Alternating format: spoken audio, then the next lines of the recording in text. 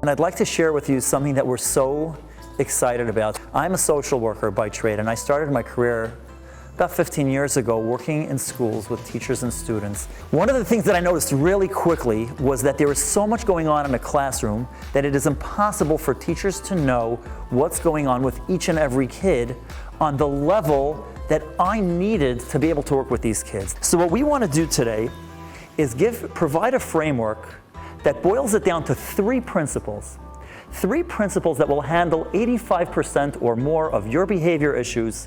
Principle number one, you need to know what to look for.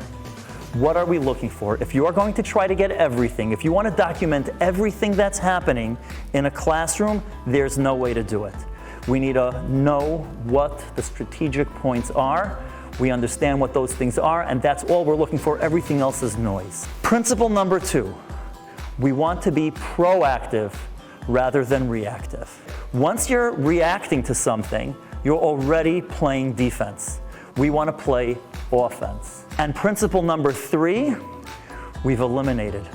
It's just two principles. So what are we going to look for? We're going to look for three things. We're going to look for how often.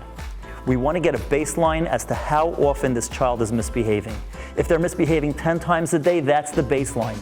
And then when we see an improvement there, if this student goes from acting out 10 times a day to 7 times a day, that's a 30% improvement. That is amazing. Number two, how disruptive is that behavior? We typically use a 5-point rating scale. 5 is the worst, 1 is the most mild.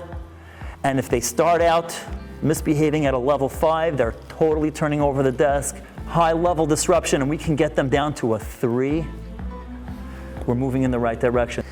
And the third thing that's really important is, when is this happening?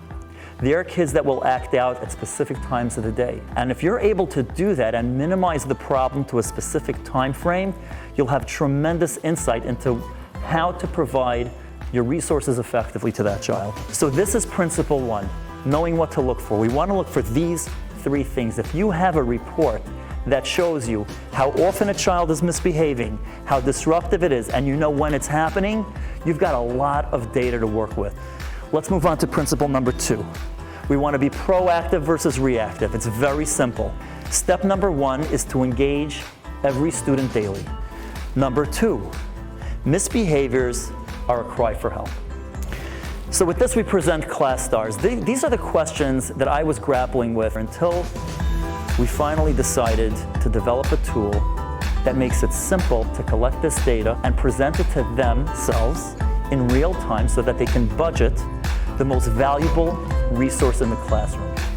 Every kid has the 2-day positive feedback meter. It keeps record of the last 2 days of positive feedback. So I can look at this screen and see right away which kids have gotten a lot of positive feedback, which kids I may have overlooked.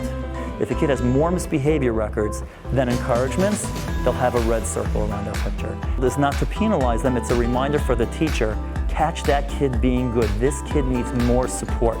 After we've seen everybody with a 2-day meter, tier 1 is everyone needs to be seen every day. Once everyone is seen, now we're going to be proactively focusing on the kids that are struggling the most, and we're going to highlight them. So you'll see some of the kids have green and yellow in their 2-day meter. That's because the yellow is for the academic, and that's earned. So it's much more powerful because they need to do something too. So it's not completely in your control. The non-academic up swipes is completely in your control. So those two positive feedbacks are important, and we give you a visual way of knowing that you've gotten to everybody, or at least as much to everybody as you can. We've seen amazing patterns emerge from this chart. You get a baseline, and you start implementing an intervention, and if it's working, you can see right away. When a teacher sits down with a parent and says, look how many green dots your child has on this chart. Let me tell you what these green dots represent. They represent every time we have a good interaction. And your child gets more of them than anybody else in the class. You know why? Because he's struggling.